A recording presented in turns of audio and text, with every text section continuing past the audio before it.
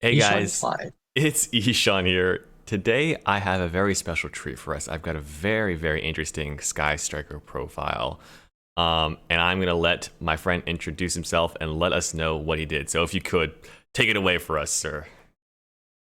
Hey guys, my name is Bailey. I played Sky Striker for two Yu-Gi-Oh days, but this is the more notable one because it was 6 rounds with 38 players. Shout out Core TCG, Shout cool out Core locals. TCG. Yup, yup. And you played Sky Striker, and you finished 6-0, so just undefeated, right? Straight up undefeated, 6 rounds. Yeah, straight up undefeated. Straight up undefeated. And I've got a very interesting Undisputed looking deck champion. list here. We've got lots of cards and some interesting cards in the side deck. So why don't we just hop right into it? We'll talk about all the cards and you let us know your thoughts. So, because we can start with Ash then. Yeah, so I played 3 Ash because I was afraid of shit all fusion. And then we played the 2 Veilers because Veiler is probably one of the best hand traps right now for Tri Brigades because they normal summon or they special summon, and you just Veiler the effect, and they just lost their cost, or um, you can use it for Celine. Top Yep. summon, effect Veiler, summon Celine, and that's your access code. Definitely should be at 3, but I just played 2, so that's going to be changed. Kill Spell is the other best hand trap because it could be used offensively and defensively. It stops DD Crow, it stops Call by the Grave, it stops Near Servant. Yeah, it stops a lot of things. That's why I play it at 3, because it's so integral. Then we have the 3 Ray, no need for explanation there. Yep. 3 Rose, this card might be able to be played at 3 just to increase your chances of drawing like a playable striker monster. Yep. This card cracks boards really easily, and it deals with Imp Order and Anti-Spell really well. I It also see. helps you chain block Hagari. Yeah. So yeah, how often are you using if an opponent's monster is in the extra monster and is destroyed by battle? Like, do you ever use that, like, or card effect, or leaves the field because of your card effect? How often does that come up to sort of recur the rows, or is it like really rare? Yeah, sometimes when this card's in the graveyard and I see that I just need a little more damage for game, and I see they have a monster in the extra monster zone, I usually like Widowmaker, take one of the monsters that isn't in the extra monster zone, and then I just attack, special back Rose, and just attack for game for the 15. Right. One thing to note, this card negates effects when it comes back from the graveyard, and it doesn't target. So this Mm-hmm. card outs Dragoon. Oh. Yeah, this card outs Dragoon pretty well. Yeah, if you get out the Creative Plant, Birdie Anaconda, which is very easy, you special back Rose, and then you just make Zeke banish the Dragoon. Comes back next turn, but you can deal with that later. At Right. least it's off the board for that turn. Okay. Okay. That's some cool Yeah. tricks. All right. Then we have the Call by the Grave. I use it because it functions basically the same as Ghost Spell in that it stops the BD Crows and stuff.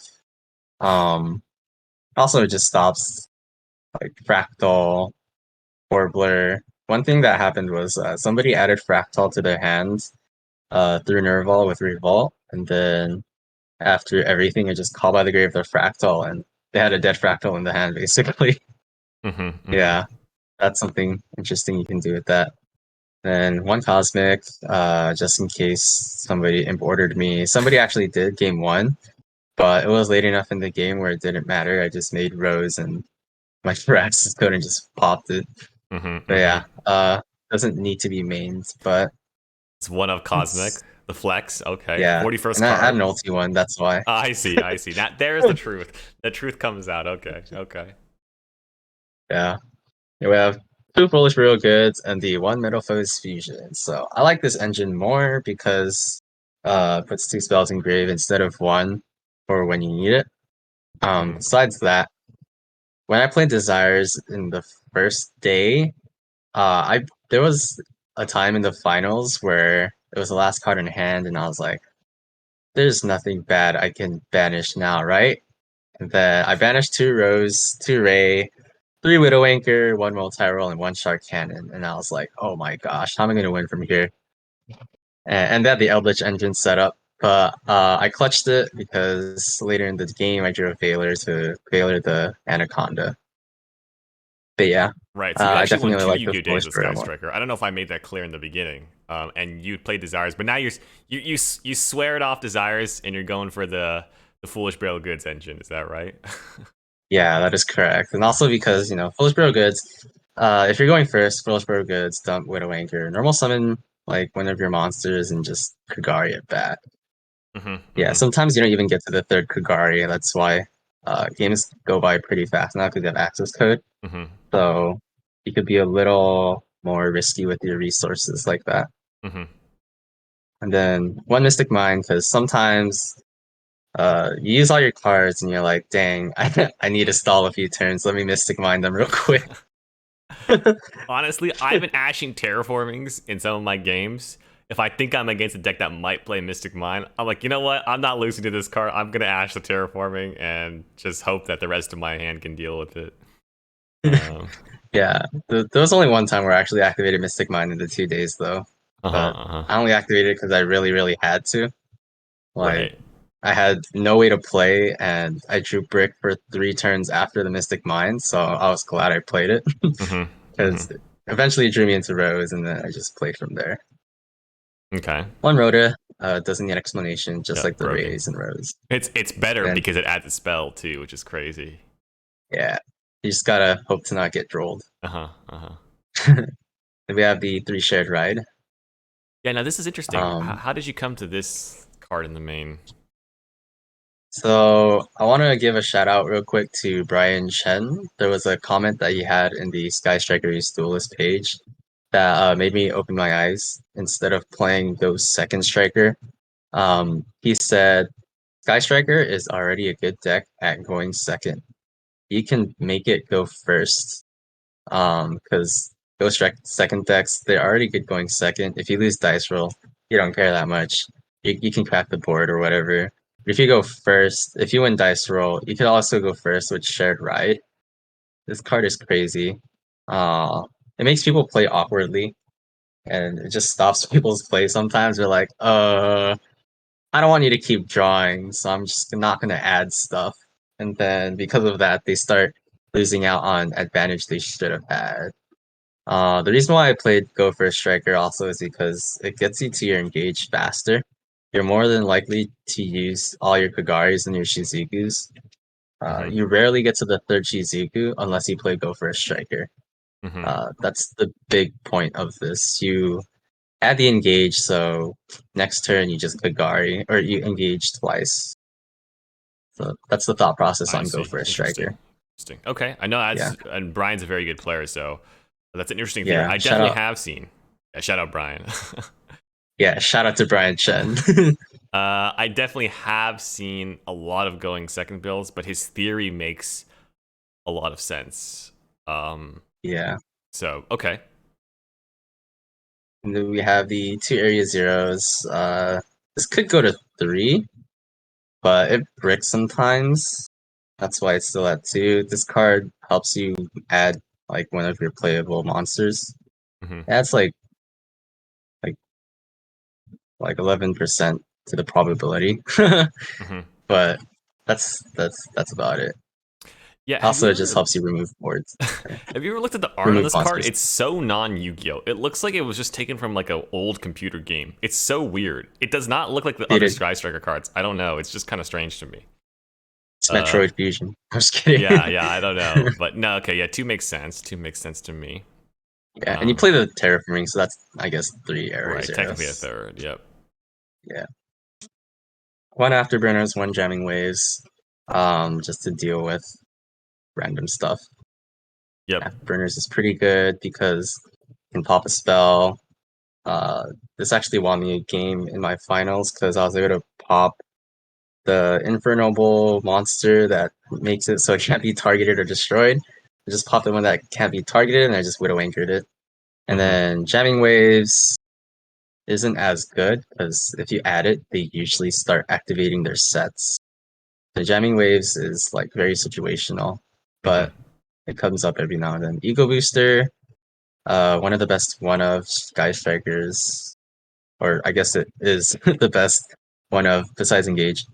Um, because it protects your access code from stuff. Like when you make it, you could feel safe. You just ego booster it. Now they can't do anything to it. Mm-hmm. Mm-hmm. Um, and it stops you from dying if you need to desperately live an extra turn. Hornet Yeah. drones, same thing as Ray and Rose. Dark Cannon, self-explanatory. Graveyard management is important in this format, so you use it. Also, you can special summon a Link 3 and then just go straight for the access code like that. Mm-hmm. Mm-hmm. Yeah, Shark Cannon's broken. Would you And consider then we playing have more of three. it, or? I've teetered on the idea of playing 3 Shark Cannons, but I stuck to 2 because 3's kind of bricky. Mm-hmm. Mm-hmm. Okay. Yeah, and you only need 2. Widowmaker is more important than Shark Cannon in my opinion, just because it can negate. And then yeah, that's why we play 3 Widowmakers, negates, take Mm-hmm. control, Yeah, less smack situational. them with their own monsters. Yeah, and Yeah, less OTK too. situational than Shark Cannon. Yeah, and Okay. then multi-roll, self-explanatory, sets everything back, Mm-hmm. makes you cards can't be responded to. Mm-hmm. Engage, self-explanatory. Why this card come back? I don't know, but I'm glad it did. Makes this deck so much stronger in the grind game. Yeah, yeah. It gives it that power play where it's like, oh my god, they got engaged. I need to stop killing them now, or else they're just gonna go like +10 next turn on me. Yeah, So, the best feeling is when you engage and then you draw a hand trap and you engage one more time that same turn and you draw a second hand trap. So it doesn't matter if they blow you out because you just have hand traps to negate their stuff anyway. uh-huh, uh-huh. Then we have Terraforming Prairie, your Upstart Goblin, puts a spell in grave. Yeah, I know it's 41 cards, but it's the fact that it puts a spell in grave. Yep, yep. And then, and also you can just use it after your Foolish Grail Kids to deck in. It's not bad. 3 Imperms, same reason as Veiler. I'd probably thinking of cutting this. I'm not too sure yet, Mm-hmm. but I want to play Phantasme somewhere. That's why. But Imperm is just as good as Veiler. It's just that it doesn't have the same utility as it does for Hulk Summon. Right, right. Um, Make yes, the Celine, only like access advantage it code. has Yep. is it's just another Widowmaker, I guess. Mm-hmm. Mm-hmm. And it can be That used can't in take non-main phase and stuff. Yeah, But yeah. okay. That's about it for the main deck. For the side, we have 3DD Crow. This was for Drytron and Mirror Match for obvious reasons. You banish Ben 10, and Drytron has a harder time playing. Doesn't kill it, but it makes it easier to deal with. And then Striker, you just try to banish Engage, banish multi-roll, banish Ray. Mm-hmm. Then we play a spicy card on the side, Underworld Goddess of the Closed World. Now this is interesting. I mean, okay, I would assume this is for outing stuff, but why play this and why not play it in the extra deck? I guess. Uh, so I'm teetering on the idea of putting it in the extra instead of the side. Mm-hmm. But for now, it's in the side because it's good against like Adignister, Dragoon-esque decks. Let's see what else. There's another card, Avermax, an IP Masquerade Avermax just also loses to this Mm-hmm. because it's a Link summon, so it won't trigger Avermax's effect Mm-hmm. Mm-hmm. to return. And also, this card is nuts even without the ability to use your opponent's monsters. That's because it's unaffected by effects that don't target it. So, Right. like, and then it prevents cards that special summon a monster from the graveyard once per turn. So that's also pretty good. Yeah. Yeah, Decent against Underworld Drytron. Goddess is pretty good. I never made it, but um, it'll come up when I see the Agnisters, the Dragoons, and Avermaxes. Mm-hmm. Mm-hmm. One Cosmic, one Twin, or sorry, one Duster because mass removal is good, and then 2 Soul Release. This is interesting. This is the Better. card I really wanted to ask about. So yeah, tell me your theory behind this card. So Soul Release is pretty good in the mirror So let's say you went first, you set up your things, then they went second, and then they made Hayate attack, started dumping everything to the grave, and then on your next turn, you just soul release everything. So all the graveyard setup is gone. You've basically turned off that Widow Anchor, the engage draw. You turned off the ray. It's so good. It's like Shark Cannon, but a lot stronger. Mm-hmm. Um, Against Salamangreat, if you crack their board, you can soul release all the names and then the Rage and the Roar, and then they have to set up everything again. Mm-hmm. Against Drytron, you have to hope that they make a soft board. Like you have to hand trap them, and then they usually have a really strong follow up, even if they make a soft board. And Striker has a hard time killing. So the soul release will just banish all the names. So they have to somehow get all the names again. So that Mm-hmm. was my thought process on it, but I didn't face those matchups, so I can't say for sure how this is going to do. But that's the theory behind it, and I still want to try it because against Salamangreat and Striker, it's really good. Mm-hmm. Mm-hmm. Okay. And then Twin Twister, one Twin Twister because um, so you don't draw two because you don't want to draw two and then Twin Twister you lose all your hard hand advantage. Okay. Okay. Like, you can Yeah, always twin twister your own twin twister. It's like you don't have to keep that's it true. around, But but you know the one up yeah, is the sack. The one up is the sack. So there you go. the one of is a sack. Look at all these weird one ofs in here. 3 DDG, just because if you go first, if they have a blowout card, just chain DDG, and then most decks just lose to that. Or they can't play, so they just pass, and then you just set up again, because you Yep. added engage. Yep. And then 3 TC Boo, it's just good against mono type decks. Mm-hmm. Mm-hmm. Yeah, this card's annoying if you're playing like Salad or Yeah. Drytron or And then whatever. you're like wondering, but all the striker links are machines. Well, you can just multi-roll send it if it's an issue, or Area Zero send it. Mm-hmm. Mm-hmm. Yeah, TC boost not too much of a problem for a striker Mm-hmm. itself. And then the extra deck, I'll just say the flex spots: one access code, one Hulk, one Hita, one Nightmare Phoenix, and one Selene. Yep. So I think the musts in here are the access code, Hulk, Phoenix, and Selene. The Hita is the only thing you can possibly change in the extra, in my opinion, Mm-hmm. because Hulk is needed to turbo out Selene, which turbos out access code for you. Mm-hmm. And at first I thought Hita was necessary because you can summon back a Sunlight Wolf and then make access code that way. But I also realized you could just Shark Cannon the Sunlight Wolf back and it does the same thing. Mm-hmm. Mm-hmm. Yeah. So I'm thinking of taking out Hita for Underworld Goddess, just so I have access to it anytime I want, but we'll see. Right. Another thing I noticed was that the people that were playing Desires tended to favor Hita because sometimes you would banish your Veilers. So Oh Hita yeah, was for sort of your sure. only option. But I can see that Yeah, without Desires, maybe you have the space to cut it. But okay, that makes sense. yeah. This is a very tight extra deck, honestly. Mm-hmm. It's hard to pick. And then we have two Hayate, three Kagari, one Kaina, three Shizuku, one Zeke. Not much to say there. Yeah, I seems. guess the only thing to talk about is Kaina sometimes saves you from being gamed. So like, card's actually important if they have a monster and you can't deal with it at the time. You just make it stop attacking for now, and then you just add your stuff and yeah, hope they don't top deck anything. And then Zeke is a house of the card. It vanishes until the end phase of your opponent's turn. That's broken. Yes. And the other effect is also pretty busted. It just gains 1k if you send the card. If you send Area Zero, that's 4k just straight up. Um, And it helps you Pretty get rid good. of stuff in your main monster zone. Like, that's what I Yeah, noticed is a lot of people like link it off, then link back to one of the original links to keep the main monster zone yeah, free.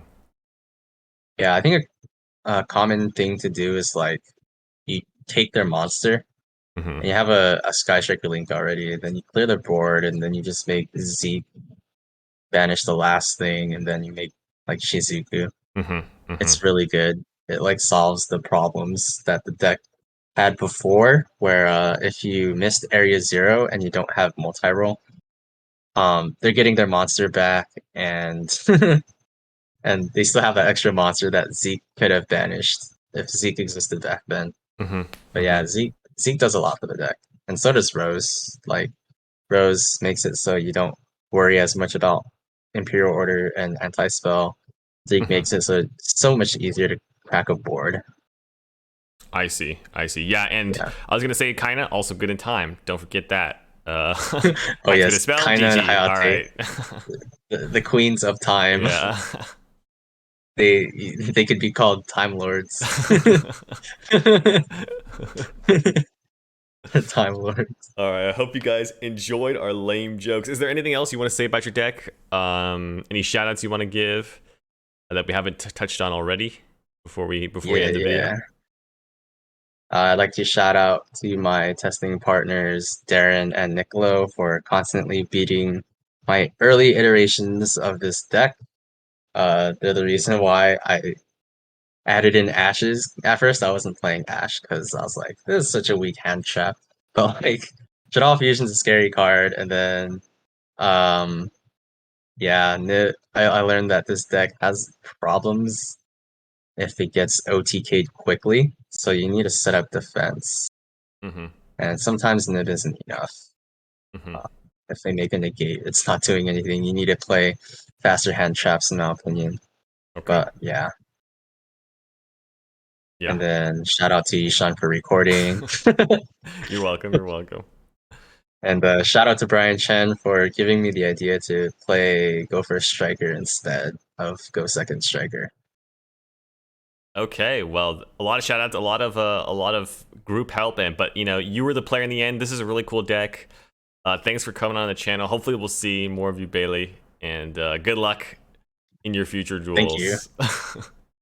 Thank you, Ishmo. All right, we'll see you guys in the next video then.